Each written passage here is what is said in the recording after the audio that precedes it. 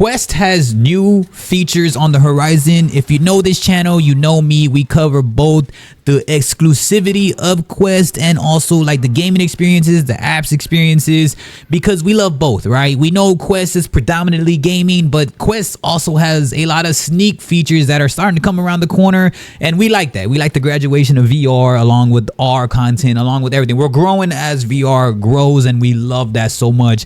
Quest now has multi-model works. They also are working the 2D UI version of the apps, and we're going to break all this down a little bit. And they have wide motion mode. So let's go ahead and break one down. The multi-model aspect, it's basically saying that you can use a controller and hand tracking at the same time now simultaneously. Now this is huge for people that play golf, table tennis, that are just doing multiple games, like maybe like melee type games with a handgun, or however it can be, or if you're playing like games like Dungeon Eternity, like Asgard's Wrath, like all this is huge. This was just an SDK, but now it's available on Quest 3 and Quest Pro, and it's pretty clean, man, from what we've seen, at least from what we're looking at and what we're kind of getting used to. Now this could be a software update that comes around, but what they have now is pretty cool. I mean, it comes out along with the inside out body tracking, and that's always something that we need with a Quest. Again, these are things that I feel Quest should be focusing on if they're not focusing on gaming, not really the spatial computing side, but what can we do to make just the overall experience better,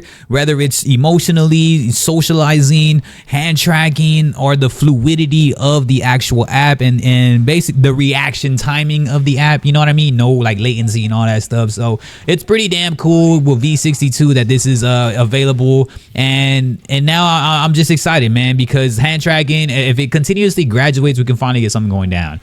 Then next is going to be reworking of the core structure of the UI when it comes down to the 2D apps. Now these are really weird because we already know like this involves some type of spatial computing and texting and Instagram Reels, especially Instagram Reels because it's owned by Meta, then Facebook and all that stuff. What I'm very much going down with this 2D aspect, they just make it look cleaner and far more responsive and stuff. And you can, in close view, you can only reposition the entire interface, including like all the attached apps, so multimedia type transitioning and being able to use all that at the same time. And I think obviously this is to combat Apple Vision Pro, but what I love most about this is the fact that this can help us graduate on putting YouTube chat and Twitch chat without needing a PC.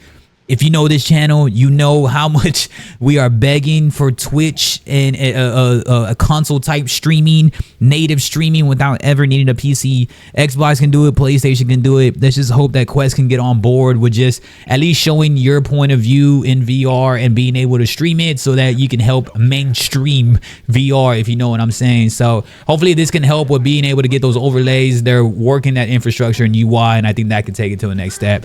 Last but not least, they have a wide motion mode, and I think the wide motion mode really does help with being able to have extensively good reactions in games like VR chat, or if you're just playing anything. All it does is it's expanding the volume of the hand tracking, as we talked about previously about hand tracking being used simultaneously.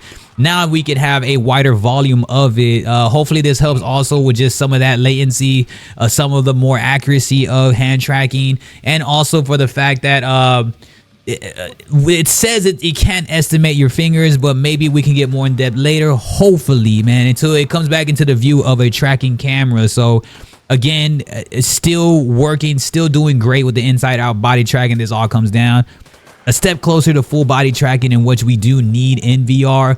No gimmicks, no nothing. This is what they should have been working on from the get-go, I feel. But again, they need to make money somehow, so they decide to make fucking tongue-tasting haptics, which nobody's asked for. I don't care what you say, nobody's asking for that shit. So good that they use this. You can use this in like Gorilla Tag or Echo VR. I mean, rip to Echo VR, but games like that, maybe like Bone Lab or something, we don't know yet. But the hand tracking volume expanding helps us out in being able to play more games authentically and fluidity of that motion. So that's 3 things that they have on new features that they should have been working on from the jump. But now that they're working on it, it's huge for the graduation of gaming. With the downfall of Assassin's Creed kind of flopping basically in VR, I'm sure that AAA game is not coming around anytime soon. So as long as they can stop with the gimmick bullshit and double down on things like this, like hand tracking UI interfaces, chat being read possibly through live streams for Quest, all of this stuff would help them in the long run, in the long haul, like invest and get people invested. We got to simplify the usage and make it fluid and less like motion sickness when you get into VR, so that it can be a great experience, and possibly smaller headsets at some point, man. But yeah, y'all let me know what's up. I appreciate y'all. Peace.